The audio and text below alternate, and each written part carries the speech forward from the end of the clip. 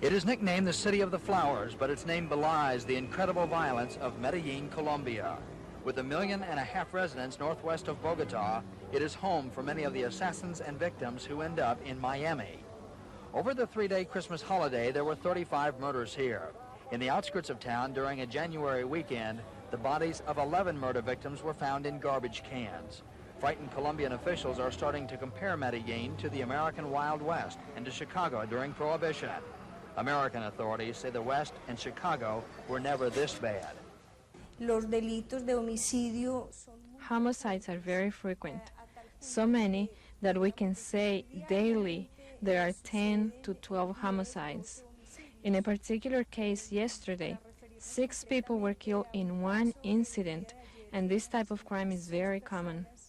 The 6 victims were killed in a real estate office in a crowded, fashionable area of Medellin called El Poblado. At 10:30 in the morning, assassins burst through the door, firing machine guns at everyone in the office, including the receptionist. When the killing was done, the assassins sped away to escape arrest. Authorities in Medellin say this killing is one more example of the displaced violence of the drug trade. They believe the assassins actually had a complaint with the company owner, but he wasn't here when they arrived, so they killed everybody else inside. The killing shocked the entire country. The newspapers, political leaders, and church condemned the violence. But violence has been an integral part of recent Colombian history.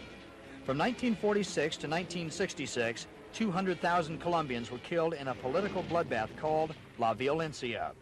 The killing was especially brutal as entire villages were wiped out in what began as fights between the nation's conservatives and liberals. Although the large-scale killing has ended and the political scene stabilized somewhat, many believe the psychological effects of La Violencia are influencing the drug assassins today. You could argue that an entire generation, or perhaps even more, were traumatized. They were moved from one area to another area. They saw violence and death constantly. Vengeance became a way of life. Settling disputes outside the law became a way of life. The legal system collapsed and corruption was rampant. So if you grew up under those conditions, it would have a severe effect upon you later on in terms of how you were going to react, especially since the institutions have never recovered from that period yet. The violence is fueled by the billions of dollars in the illegal drug trade. In a country where poverty is widespread, where the per capita income is $1,100 a year, the chance to make a quick fortune in the drug trade is something many will kill for, repeatedly. Until very recently, the most common drug murder technique in Medellin involved the use of motorcycles. The driver would be up front, the assassin would be in back with a machine gun. The problem became so severe with hundreds of these assassinations that local authorities made it a crime to ride double on a motorcycle and to even wear a helmet which hides the face. Undaunted, the assassins have now come up with a new technique. They use jeeps. The traffickers are not just shooting each other. Ana Cecilia Cartagena was a Medellin judge who worked hard to imprison drug dealers. For that, she was murdered, shot in the head as she drove up to this intersection after leaving a workshop sponsored by the United States Drug Enforcement Administration. 10 days before, another judge was killed. In several Colombian cities, judges have gone out on strike demanding government protection. Medellin's chief judge, Flora Palacio, was once transferred to Bogota because of threats on her life. Because of this, we live in fear. This, in great part, is hindering the work of the judges, especially in Medellin. Fear also surrounds the police and public servants. The former internal police chief and the civil aeronautics director were murdered. Several national police have been killed patrolling the nation's marijuana and coca fields. The bodyguard business is booming, and the former head of the Judicial Police Narcotics Unit is under threat. I received more than 15 calls telling me I was going to die because of my activities. Of course, the government gave me protection. But despite all these problems, the biggest story now in Colombia is the wide-open war between the dope dealers and the kidnappers, a fight that has risen to the level of absurd theater. So many family members of drug dealers have been kidnapped for ransom, either by other dopers or political terrorists, that many of the country's major drug families who normally don't see eye to eye have gotten together to fight the kidnappers whom they say are robbing them of their hard-earned profits. The families chipped in $8 million and named their organization MAS, M-A-S, which stands for Muerte al Secuestradores, or Death to the Kidnappers. MAS claims it is killing some kidnappers, turning others over to the surprise police.